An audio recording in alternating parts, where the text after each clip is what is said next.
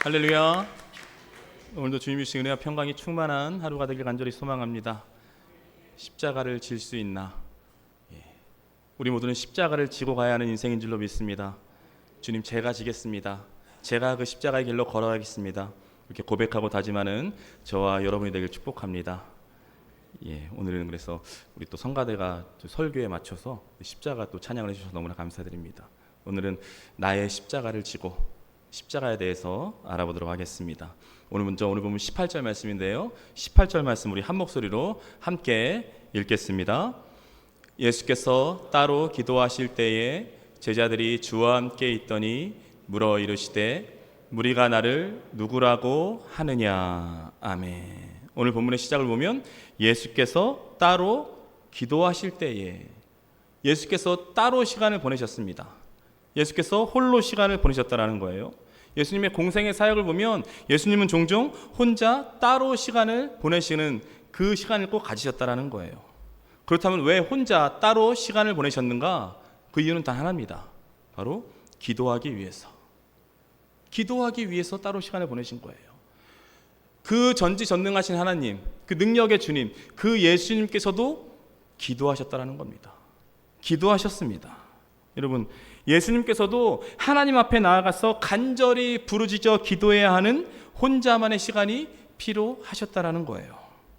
그래서 앞으로 볼 텐데요, 이어지는 본문을 보면 예수님께서 제자들에게 처음으로 자신의 죽음과 자신의 고난과 부활에 대해서 이야기하는 장면이 계속 나옵니다. 그러니까 이제 십자가죠. 십자가의 길이죠. 고난의 길이 처음으로 등장하는 거예요.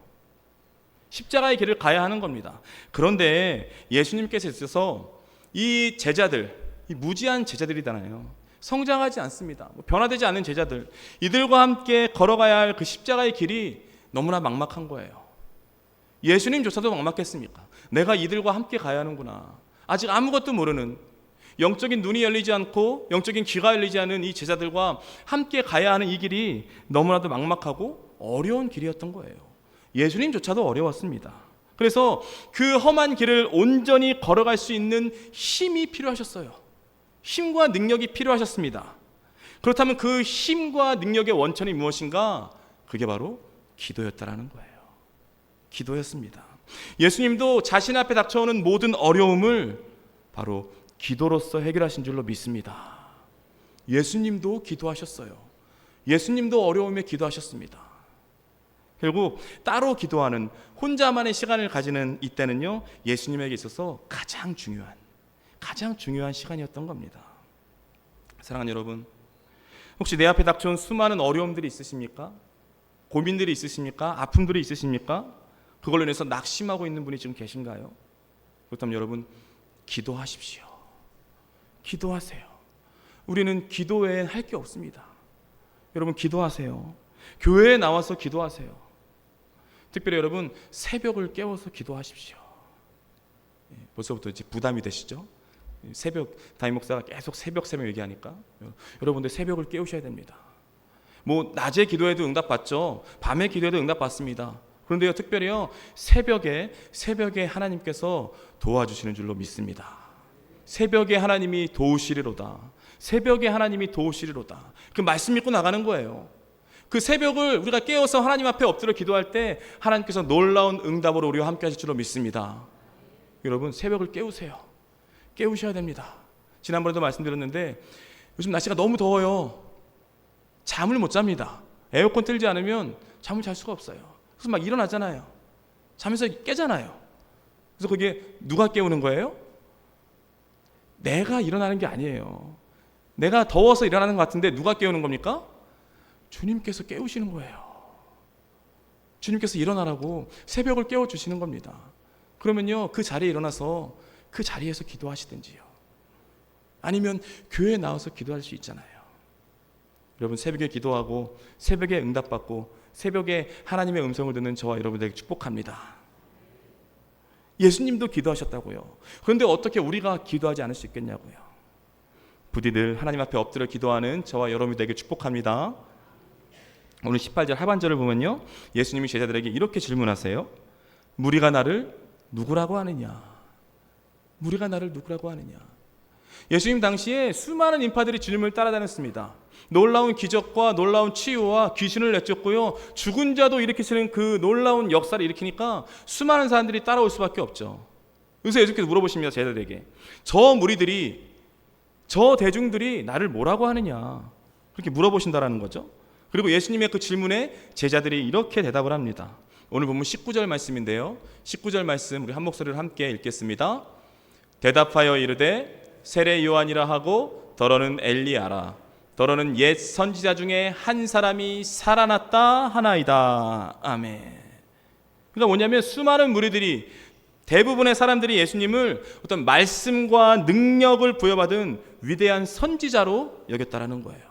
위대한 사람, 정말 놀라운 능력을 일으키는, 하나님께서 크신 능력을 부여받아서 그 능력을 행할 수 있는 그냥 위대한 사람으로 봤다라는 겁니다. 그럴 수밖에 없는 거죠. 왜냐하면 예수님께서 그 옛날 엘리야와 그 많은 선지자들이 행한 기적들을 똑같이 보여줬으니까. 그래서 사람들이 선지자 중에 한 사람이 살아났구나, 어마어마한 사람이 왔구나, 그렇게 여겼던 거예요. 그렇다면 예수님께서는 갑자기 왜 제자들에게 이런 질문을 하셨을까? 저 수많은 주님을 따라오는 많은 무리들이 나를 어떻게 생각하는지 그게 궁금하셨던 걸까? 아니면 대중들에게 칭송을 듣고자 이 질문을 하셨던 걸까? 그게 아니라는 거예요. 아니라는 겁니다. 저 수많은 무리들, 군중들의 반응이 중요했던 게 아니에요. 그 반응을 알고자 했던 게 아닙니다. 지금 저 군중들의 반응이 아니라 지금 자신과 함께 동거동락하고 있는, 자신과 함께 동행하고 있는 이 제자들의 반응이죠. 제자들의 믿음의 고백을 확인하고 싶었던 거예요. 그래서 이 질문을 올렸던 겁니다. 그래서 이어지는 본문 보면 제자들에게 진짜로 원하셨던 질문을 하세요. 본문 20절 말씀인데요, 20절 말씀 한 목소리로 읽겠습니다. 예수께서 이르시되 너희는 나를 누구라 하느냐? 베드로가 대답하여 이르되 하나님의 그리스도 신이다 하니. 이게 정말로 주님께서 원하셨던 질문인 거죠. 그래, 저 군중들은 나를 선지자로 안다, 나를 세례 요한으로 알고 엘리야로 아는데, 그래, 그렇다면 너희들은 나를 누구라 하느냐? 너희들은 나를 누구라고 지금 알고 있느냐? 그 질문을 하시는 거예요. 그래서 이 질문에 베드로가 대답합니다. 하나님의 그리스도 신이다. 이런 대답을 한다는 거죠. 이게 같은 내용을 기록하고 있는 마가복음에는요, 주는 그리스도 신이다, 이렇게 지금 말하고 있고요. 또 같은 내용을 기록하고 있는 마태복음 이 구절이 유명하죠. 주는 그리스도시요 살아계신 하나님의 아들이시니이다, 이렇게 대답을 한다는 거예요. 조금씩 말과 표현이 좀 다르죠. 그런데 다 같은 말입니다. 같은 말이에요. 결국 여기 중요한 건 뭐냐? 중요한 사실은 예수가 그리스도라는 거예요.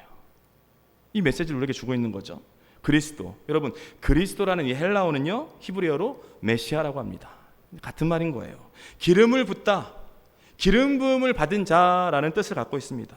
즉 뭐냐면 하나님께서 이 온 세상을, 온 인류를 구원하시기 위해서 이 땅 가운데 보내신 그분, 보내신 구원자, 그분이 바로 예수님이라는 거예요. 결국 예수님께서는요, 제자들에게 이 고백이 있는가를 확인하고 싶어서 질문하셨고요. 그리고 그 질문에 단순 명쾌한 우리 베드로가 정답을 지금 이야기한 겁니다. 예수는 그리스도십니다. 하나님의 아들이십니다. 이 정답을 이야기한 거예요. 사랑하는 여러분, 오늘 예수님의 이 질문은요, 우리들에게 아주 중요한 의미를 주고 있습니다. 중요한 의미를 갖고 있다는 거예요. 왜냐하면 진정한 신앙, 참된 신앙은요, 참된 믿음의 고백에서 나오기 때문입니다. 그래서 믿음의 고백이 너무나 중요한 거죠. 여러분, 예수님은요, 단지 훌륭한 위인이 아니에요. 예수님은 그냥 역사적으로 위대한 인물이 아닙니다. 여러분, 예수님은 그리스도이십니다. 예수는 살아계신 하나님의 아들이신 줄로 믿습니다. 오직 예수만이 나의 유일한 구원자가 되시는 줄로 믿습니다. 여러분, 이 고백이 있으십니까? 이 고백이 너무나 중요하다는 거죠. 왜 그렇습니까? 왜냐하면 이 믿음의 고백이요, 교회의 시작, 구원의 시작, 영혼의 시작이기 때문입니다. 그래서 중요한 거예요. 더 나아가 이 믿음의 고백이 훗날 우리를 저 천국문 안으로 들어가게 하는 줄로 믿습니다. 그래서 이 믿음의 고백이 너무나 중요한 거예요. 부디 참된 이 믿음의 고백으로 살아가는 저와 여러분이 되길 축복합니다. 이어지는 본문 22절 말씀인데요, 22절 말씀 한 목소리로 함께 읽겠습니다. 이르시되 인자가 많은 고난을 받고 장로들과 대제사장들과 서기관들에게 버림받아 죽임을 당하고 제3일에 살아나야 하리라 하시고. 아멘. 오늘 본문을 보면 예수님께서 처음으로 자신의 고난이죠, 십자가죠, 그 순환을 예고하시는 장면이 나타납니다. 처음으로 알려준다라는 거예요. 지금이 어느 때입니까? 베드로가 예수님은 그리스도이십니다, 예수님은 살아계신 하나님의 아들이십니다라는 고백을 들은 후에 처음으로 십자가의 죽음과 부활을 예고하셨어요. 십자가의 죽음과 부활을 알고 깨달을 수 있는 사람이 바로 어떤 사람이에요? 예수를 구원자로 고백하는 사람입니다. 예수를 살아계신 하나님의 아들로 고백할 수 있는 사람이 예수 그리스도의 그 죽음과 고난과 아픔과 십자가와 부활을 알고 체험하게 된다라는 거예요. 그래서 지금 이런 말씀을 하신 겁니다. 인자가 죽임을 당하고 제3일에 살아나야 하리라. 죽고 다시 살아야 한다는 거예요. 즉 뭐냐면 지금 예수님이 하시고자 하는 메시지는 뭐냐? 그것은 바로 고난 뒤에 영광이 있다라는 거예요. 십자가 후에 부활이 있다라는 겁니다. 결국 죽고 살아날 건데 이거 한마디죠. 죽어야 살 수 있다라는 거예요. 그것을 처음으로 제자들에게 지금 알려주고 있는 겁니다. 죽어야 살 수 있다라는 거예요. 고난 뒤에 영광이 있다라는 겁니다. 십자가를 넘어서야 부활이 온다라는 거예요. 여러분, 인생의 행복은요, 고난과 함께 오게 되어 있습니다.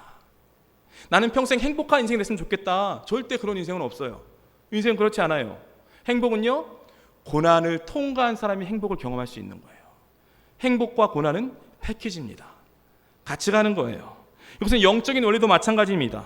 하나님이 주시는 영광은요, 고난과 함께 오게 되어 있어요. 고난은 반드시 찾아옵니다. 여러분, 예수님께서 이 땅 가운데 왜 오셨습니까? 왜 우리 가운데 오셨나요? 그 이유는 바로 사랑하는 우리들, 사랑하는 사람들을 위해서 아낌없이 모든 것을 다 쏟아 부어주기 위해서 이 땅 가운데 오셨다라는 거예요. 자신의 생명까지 그 십자가에서 다 쏟아붓기 위해 이 땅 가운데 오신 줄로 믿습니다. 그 이유 때문에 오신 거예요. 쉽게 말해서 예수님은 고생하러 오셨습니다. 예수님 이 땅 가운데 죽으러 오셨어요. 그게 이유예요. 죽기 위해서 이 땅 가운데 오셨다는 겁니다. 왜요? 그 고생과 그 고난과 그 아픔과 그 죽음 뒤에 있는 참된 기쁨과 부활의 영광을 알기 때문에. 할렐루야.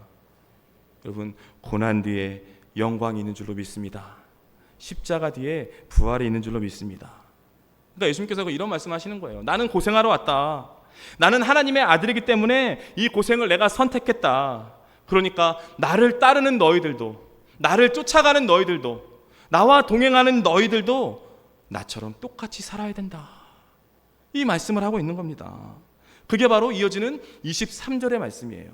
오늘 본문 23절 말씀 한 목소리로 함께 읽겠습니다. 또 무리에게 이르시되 아무든지 나를 따라오려거든 자기를 부인하고 날마다 제 십자가를 지고 나를 따를 것이니라. 아멘. 오늘 본문을 보면 아무든지 나를 따라오려거든 자기를 부인하고 날마다 제 십자가를 지고 나를 따라와라, 나를 따르라, 이렇게 말씀하고 있어요. 너무나 유명한 구절이죠. 그런데 여러분, 이 말씀은요, 어떻게 보면 조금 당황스러운 말씀이에요. 당황스럽습니다. 왜냐하면 분명히 나는 주님께서 나를 대신해서 십자가를 져주신다고 했기 때문에, 그렇기 때문에 신앙생활을 하는 거고, 그렇기 때문에 주님 따라온 건데, 지금 와서 갑자기 너도 똑같이 십자가 져야 된다, 나도 십자가를 져야 한다니 말씀하시니까 당황스러울 수 있는 거예요. 그렇잖아요. 분명히 주님께서 나 대신 십자가를 져주시는 겁니다. 그거 보고 따라왔는데 지금 나한테 십자가를 지라니요. 주님, 이런 말씀이 어디 있습니까? 당황스러울 수 있다라는 거예요. 그런데 여러분, 오늘 본문이요, 우리에게 주는 아주 중요한 메시지가 있다라는 거예요. 그게 뭐냐? 그것은 바로 예수 그리스도를 따라가고 예수 그리스도를 쫓아가는 제자들에게는요, 십자가가 있죠. 십자가가 있습니다. 그런데 두 종류의 십자가가 있다라는 거예요. 두 가지 십자가가 있습니다. 첫 번째 십자가는 뭐냐? 바로 그것은 주님이 내 대신 져주시는 십자가. 그 십자가가 있어요. 그리고 두 번째 십자가가 있어요. 그건 뭐냐? 바로 내가 주님을 위해서 져야 하는 십자가. 이렇게 두 가지의 십자가가 있다라는 겁니다. 여러분, 첫 번째 십자가는요, 주님이 내 대신 져주시는 십자가예요. 우리가 너무나도 잘 아는 십자가죠. 이 십자가는요, 내가 질 수 없는 십자가입니다. 내가 감당할 수 없는 거예요. 내가 감당하려고 하면 무너지게 돼 있어요. 다 쓰러지게 되어 있어요. 내가 절대로 감당할 수 없는 겁니다. 여러분, 어떻게 인간이 죄의 짐을 감당할 수 있겠냐고요. 감당할 수 없어요. 죄악의 문제와 사망의 문제와 저주의 문제는요, 우리 인간이 감당할 수 없는 문제입니다. 결코 인간은 우리 스스로는 죄를 해결할 수가 없어요. 그런데요, 바로 이 죄와 사망과 이 저주의 문제를 예수 그리스도께서 십자가 위에서 완전히 해결하신 줄로 믿습니다. 이건 주님이 아니고서는요, 그 누구도 해결할 수 없는 문제거든요. 근데 바로 예수 그리스도께서 다 해결하신 거예요. 그래서 주님이 내 대신 져주시는 십자가입니다. 그런데 이 십자가가 여기서 멈추지 않는다라는 거예요. 이제 예수 그리스도를 따라가고 예수 그리스도와 동행하는 제자들에게 두 번째 십자가가 등장합니다. 그건 무엇이냐? 바로 내가 주님을 위해서 져야 하는 내 십자가가 있다라는 거예요. 뭐 여러 가지로 표현될 수 있겠지만 가장 중요한 것은 그 십자가는 바로 내 주위에 있는 사람들인 거죠. 내 주변에 나에게 주어진 사람들, 하나님께서 나에게 맡겨주신 사람들, 바로 그게 십자가라는 거예요. 내가 주님을 위해 져야 하는 십자가라는 겁니다. 여러분, 이 십자가는요, 주님이 대신 져주지 않아요. 주님이 질 수 없습니다. 아니, 주님이 대신 져주실 수가 없어요. 내 인생은 내가 살아가는 겁니다. 자기 인생은 자기가 살아가는 거예요. 물론 감당할 수 있는 힘과 능력과 지혜와 은혜는 주님께서 다 부어주시죠.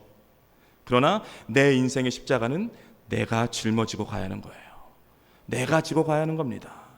내가 뚫고 가야 하는 거예요. 그 어둠의 터널을 내가 지나가야 하는 겁니다. 그래서 예수님이 이렇게 말씀하시는 거예요. 오늘 본문 24절 말씀인데요, 24절 말씀 우리 한 목소리로 함께 읽겠습니다. 누구든지 제 목숨을 구원하고자 하면 잃을 것이요, 누구든지 나를 위하여 제 목숨을 잃으면 구원하리라. 아멘. 이렇게 말씀을 주고 있는데, 쉽게 얘기하면 뭐냐? 죽는 길이 사는 길이라는 거예요. 그 말씀하고 있는 겁니다.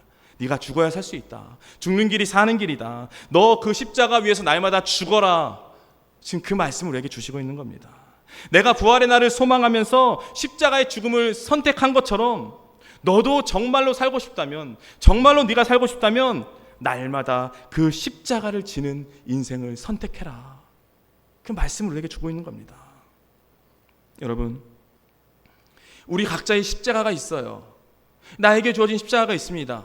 그런데 그 나에게 주어진 그 십자가를 인정하지 못할 때요, 우리 인생은 힘들어지게 돼 있어요. 힘듭니다. 자기를 부인하지 못해서, 내 십자가를 지기가 싫어서 하나님이 내게 맡겨주신 사람들을 사랑하지 못하는 그런 인생은요, 결코 행복할 수 없다라는 거예요. 아니, 내 남편, 내 아내, 내 부모, 내 자녀, 내 동료들, 왜 나에게 이런 사람을 허락하셨냐고, 왜 이런 사람을 나에게 주셨냐고 끊임없이 하나님을 원망하는 사람이 어떻게 그 인생에 행복할 수 있겠냐고요. 그렇죠? 여러분, 우리 각자의 십자가가 있습니다. 제가 지난번에도 한번 이 예화를 들었는데요, 저희 집에 2명의 아이들이 있어요. 8살 된 아들과 7살 된 딸이 있습니다. 말을 정말로 지긋지긋하게 안 들어요. 정말 힘듭니다. 우리 아내도 정말 힘들어하고요. 그리고 아이 양육하는 아내를 보면 안쓰러워요. 제 말도 너무 안 듣죠. 이젠 점점 커지니까요, 좀 덤벼들어요. 따지기 시작합니다. 뭐 아이를 키워온 그 집사님 권사님 말씀하시기를 좀 있으면 방문 닫고 들어간다고 하더라고요. 아직 거기까지는 아닌데 너무나 힘든 거예요, 양육하기가. 이 딸 1명, 아들 1명이. 특별히 아들은요, 이제 점점 덩치도 커가고 말을 안 들어요. 그래서 너무나 힘듭니다. 그래서 저는요, 아들 2명 키우는 보면 대단하다, 정말 대단하다. 아들 2명 키우는 게 제가 키워보진 않았지만 보통 일이 아닌 거예요. 안 봐도 아는 겁니다. 그리고요, 아들 3명의 분들이 있어요. 그분들은요, 나라에서 상 줘야 돼요. 보통 일이 아닙니다. 아들 3명을 키운다? 그 아이들을 함께 자라가는 걸 함께 한다? 보통 일이 아닙니다. 너무나 힘든 거예요. 너무나 진짜 힘든 거죠. 그래서 지난번에 말씀드렸는데 이 부모님들의 이 신앙의 믿음의 고백이 다르다라는 거예요. 왜냐하면 딸이 2명 있고 딸이 3명 있는 그 집안의 부모님들은 이러잖아요. 정말 내 딸들은요, 내 자녀들은 정말 하나님이 나에게 주신 선물이에요. 너무나 이쁜 거예요. 말도 너무나 잘 듣고 너무나 이쁘게 자라나잖아요. 너무나 진짜 하나님이 주신 선물인 거죠. 근데 아들이 2명이에요. 아들이 3명이에요. 고백이 달라져요. 한숨부터 딱 나옵니다. 우리 아들들은요, 정말 하나님이 주신 십자가예요. 십자가라는 거예요. 십자가가 뭐예요? 우리가 보통 십자가 할 때 고난이죠. 아픔이죠. 정말 힘들다라는 표현이잖아요. 그러니까 그 정도로 힘들다라는 거예요. 그런데 여러분, 십자가야말로 하나님께서 우리에게 주신 최고의 선물인 줄로 믿습니다. 그 십자가 선물이잖아요. 십자가가 없으면 우리가 없잖아요. 십자가가 없으면 부활이 없는 겁니다. 최고의 선물을 우리에게 주신 거잖아요. 그래서 그 아들이 십자가라는 거예요.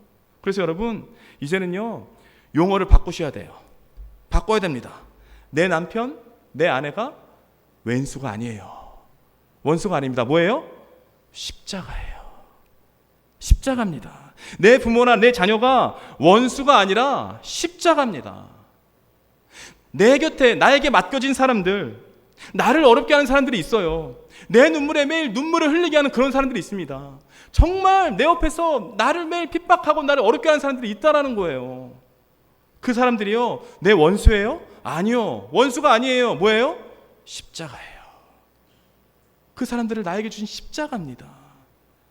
결코 내가 아니면 질 수 없는, 내가 하나님의 사람이기 때문에, 하나님의 말씀을 쫓아가는 사람이기 때문에 내가 지고 가야 되는 내 십자가인 거예요. 그리고 여러분, 자기 십자가를 받아들이고 날마다 그 십자가를 지고 살아가십시오. 십자가를 벗어 던지지 마세요. 날마다 그리고 그 십자가 위에서 죽으세요. 십자가 위에서 죽으십시오. 죽는 길이 사는 길이잖아요. 우린 죽어야 되는 거예요. 십자가 위에서 죽어야 됩니다. 그런데 사람이 죽지 않으니까, 죽지 않은 사람이 계속 원망하고 불평하고 따지고 소리 지르고 있는 거예요. 아니, 하나님 왜 나에게 이런 사람들을 주셔서 나를 이렇게 힘들게 합니까? 왜 나에게 이런 부모를 주시고 왜 나에게 이런 자녀를 주신 겁니까? 왜 나에게 이런 친구와 동료들을 주셔서 내 눈에서 눈물을 흘리게 하시는 겁니까? 도대체 왜 그러시는 겁니까? 그러니까 계속 십자가 위에서 죽지를 못하고 계속 따지고 소리 지르고 있는 거예요. 죽지를 못합니다. 여러분 보세요. 하나님께서 왜 그 사람들을 여러분에게 주셨나요? 왜 그 사람들을 여러분에게 주셨습니까? 왜 그렇습니까? 왜냐하면 여러분들이 아니면 그 사람을 감당할 수가 없기 때문에. 내가 십자가를 지지 않으면 저 사람들을 살려낼 수 없고, 내가 십자가를 지지 않으면 저 사람들을 변화시킬 수가 없고, 내가 십자가를 지지 않으면 저 사람들이 구원받을 수 없기 때문에, 그렇기 때문에 내 곁에 보내주신 거예요. 그래서 나에게 주신 겁니다. 그러니까 여러분, 비록 힘들죠, 어렵죠, 눈물 날 일도 많고 정말 슬퍼서 울부짖을 때도 많죠. 그러나 그럼에도 불구하고 날마다 나에게 주어진 십자가, 내 십자가를 지고 살아가면요, 고난 뒤에 있는 그 영광, 십자가 후에 있는 그 부활의 능력을 반드시 체험하게 될 줄로 믿습니다. 부디 날마다 내 십자가를 지고 살아가는 저와 여러분이 되길 축복합니다. 이어지는 본문 25절 말씀인데요, 25절 말씀 한 목소리로 함께 읽겠습니다. 사람이 만일 온 천하를 얻고도 자기를 잃든지 빼앗기든지 하면 무엇이 유익하리요? 아멘. 지금 이 말씀은요, 24절의 말씀을 한 번 더 더욱더 강조하고 있는 말씀이에요. 여러분 보세요. 저울이 있어요. 저울 위에 한쪽에는 온 천하를 올려놓습니다. 그리고 한쪽에는 한 생명을 올려놨어요. 어느 쪽이 더 무겁습니까? 어느 쪽이 더 무겁다고 생각하시나요? 당연한 거죠. 온 천하가 무거운 겁니다. 어떻게 온 천하와 한 사람의 생명을 어떻게 저울질할 수 있겠어요? 이건 비교가 안 되는 거죠. 그렇잖아요. 온 세상이 당연히 무거운 거라고요. 그런데 뭐냐? 주님께서 말씀하신 게 뭐냐면 아니라는 거예요. 아니다라는 겁니다. 온 세상보다, 온 천하보다 한 생명이 더 무겁다라는 거예요. 뭐예요? 온 천하보다 한 생명이 더 귀하다라는 겁니다. 그 말씀을 하고 있는 거예요. 그래서 우리가 교회에서 자주 사용하죠. 온 천하보다 귀한 한 생명. 그런 표현 하잖아요. 이 표현이요, 표현 자체는 성경에 없어요. 바로 이 구절 때문에 쓰는 표현입니다. 온 천하보다 귀한 한 생명이다. 그런데 여러분, 오늘 본문은요, 우리에게 반전의 반전을 이야기하고 있는 거예요. 오늘 본문에서 말하고 하는 천하보다 귀한 한 생명, 이게 누굽니까? 천하보다 귀한 한 생명이 누구예요? 바로 나예요. 바로 여러분입니다. 바로 우리라는 거예요. 바로 저와 여러분을 살려주시기 위해서 창조주이시고 역사의 주관자이시며 만왕의 왕이신 그 예수 그리스도께서 십자가를 지셨어요. 자기 생명을 포기하셨습니다. 그러니까 결국 뭐냐면, 내가 너를 위해서, 내가 너의 생명을 위해서 내 생명을 포기한 것처럼 너도 다른 사람을 위해서, 너도 다른 누군가를 위해서, 다른 한 생명을 위해서 너의 생명을 포기해라. 그 말씀을 우리에게 하시고 있는 겁니다. 쉽게 말해서 날마다 자기 십자가를 지고 하나님께서 나에게 맡겨주신 사람들을 위해서 헌신하고 희생하며 살아가라는 거예요. 바로 그게 그리스도인의 삶이며 바로 그게 가장 가치 있는 인생이다. 그 말씀을 우리에게 주시고 있는 겁니다. 여러분, 초가 있어요. 초, 여러분 양초 아시죠? 양초? 집에 다 갖고 계시잖아요. 양초가 왜 존재합니까? 이 양초의 존재 목적이 무엇입니까? 초는요, 타기 위해 존재하는 거예요. 자신이 타 들어가야 그 나오는 불의 환하게 밝혀주는 겁니다. 초의 존재 목적은 타는 겁니다. 초는요, 타기 위해 존재하는 것이고, 소금은요, 녹아지기 위해 존재하는 거예요. 녹기 위해 존재하는 겁니다. 그게 존재 목적이라는 거예요. 그런데 그 양초가 너무 이쁜 거예요. 너무 멋있는 거예요. 인터넷에 너무 좋은 거예요. 그래서 너무 이뻐서 그 초에 불을 붙일 수가 없다면 그 초는요, 초로서의 역할을 감당하지 못하는 거예요. 그렇잖아요. 초는요, 불을 붙여서 태워야 하는 겁니다. 태워야 됩니다. 그렇게 태워져서 그 이쁜 형태가 다 망가져야 하는 게 바로 초의 존재 목적이라는 거예요. 여러분, 이 세상의 빛과 소금이 되는 것, 저와 여러분의 평생의 사명인 줄로 믿습니다. 이 세상 가운데 빛과 소금으로 우리는 부름받은 줄로 믿습니다. 저와 여러분이 빛이에요. 저와 여러분이 소금입니다. 이 세상에 그렇다면 빛과 소금으로 사는 게 어떻게 사는 것인가? 빛과 소금으로 산다는 것은요, 태워지고 녹아지는 삶을 사는 거예요. 그런데 지금 수많은 그리스도인들이, 수많은 믿음의 사람들이 자기 인생이 너무나 귀합니다. 자기 인생이 너무나 소중해요. 자기 인생만 너무나 중요해요. 그래서요, 태워지길 원치 않아요. 이 세상 가운데 녹아지길 원치 않습니다. 자신을 태우고 자신을 녹이는 그런 삶을 살지 않는다라는 거예요. 다 그런 인생을 살고 있다는 겁니다. 그러나 여러분, 내가 태워지지 않고 내가 녹아지지 않는다면 썩어진 이 세상을 살려낼 수가 없어요. 내가 태워지지 않고 내가 녹아지지 않으면 우리 가정 변할 수 없습니다. 내가 태워지지 않고 내가 녹아지지 않으면 우리 교회, 우리 공동체 변할 수가 없는 거예요. 그거는요, 그냥 나 혼자만 즐기는 겁니다. 이기적인 인생을 살고 있는 거예요. 그것은요, 세상 사람들의 방식이지 우리 믿는 사람들, 그리스도인들의 삶의 방식이 아니라는 거예요. 결국 뭐냐? 내가 그리스도인으로 산다는 것, 내가 하나님의 자녀로 산다는 것은요, 겉으로 화려하고 이쁘고 멋있게 사는 것이 아니라 이 세상 가운데 나를 태우고 나를 녹이며 사는 것인 줄로 믿습니다. 그렇게 살아갈 때 이 세상이 변할 줄로 믿습니다. 그렇게 살아갈 때 우리 가정이 변할 줄로 믿습니다. 그렇게 살아갈 때 우리 자녀가 변하고요, 그렇게 살아갈 때 우리의 일터가 변하게 될 줄로 믿습니다. 그런 그리스도인이 모였을 때 우리 교회가 변하게 될 줄로 믿습니다. 사랑하는 여러분, 예수님께서요, 날마다 매일 십자가를 지라고 말씀하십니다. 십자가를 지래요. 날마다 죽으라는 거예요. 날마다 죽으라고 말씀하십니다. 그런데 그게 그냥 권면의 말씀이 아니에요. 먼저 예수님 자신이 그렇게 사셨다라는 거예요. 우리에게 보여주셨습니다. 여러분, 그 사람들이 증오하던 그 세리들과 함께 식사하시면서요, 사람들이 비난하고 조롱하고 사람들이 욕을 할 때 이미 예수님은요, 그 세리들을 위해서 십자가를 지고 계셨어요. 가늠하다 현장에서 붙잡힌 여인이 있습니다. 사람들이 돌로 칩니다. 욕합니다. 증오합니다. 정죄합니다. 그런데 그 사람을 안아주고 변호해 주셨어요. 그때 이미 예수님은 그 여인을 위해서 십자가를 지고 계셨습니다. 이처럼 예수님은 날마다 십자가를 지는 그런 인생을 살아가셨다는 거예요. 그렇다면 십자가를 지는 예수님의 인생은 불행하셨는가? 절대 그렇지 않다라는 거죠. 그 십자가가요, 예수님에게는 기쁨이었고 행복이었습니다. 왜? 그 십자가 뒤에 주어질 부활을 알기 때문에, 그 고난과 아픔과 눈물 뒤에 있을 그 참된 기쁨을 알기 때문에. 사랑하는 부흥제일교회 성도 여러분, 여러분은 지금 어떤 행복을 누리며 살고 계십니까? 혹시 세상의 화려함과 성공과 명예와 자랑으로 그런 것들로 행복해하고 계십니까?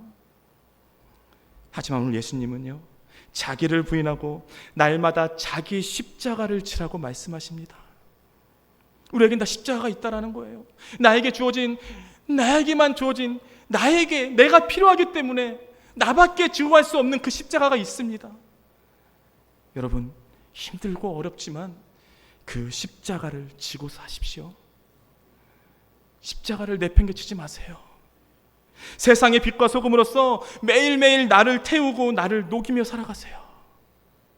그냥 나 혼자 즐기고 나 혼자 잘 먹고 나 혼자만 잘 사는 그런 인생이 아니라 누군가를 위해서 희생하고 누군가를 위해서 헌신하고 누군가를 위해서 손해보고 누군가를 위해서 내 인생을 다 쏟아볼 수 있는 그런 하루하루의 삶을 살아가십시오. 그러면요, 주님께서 우리에게 다시 오시는 그때, 다시 오시는 그날, 내가 지고 있는 이 험하고 험한 십자가는요, 반드시 빛난 면류관이 되어서 나에게 오게 될 줄로 믿습니다. 그렇게 부디 바라옵기는요, 날마다 내게 주어진 내 십자가를 기꺼이 짐으로 말미암아서 사람을 살리고 가정을 살리고 공동체를 살리고 교회를 살리는 저와 여러분이 되길 주님의 이름으로 축복합니다.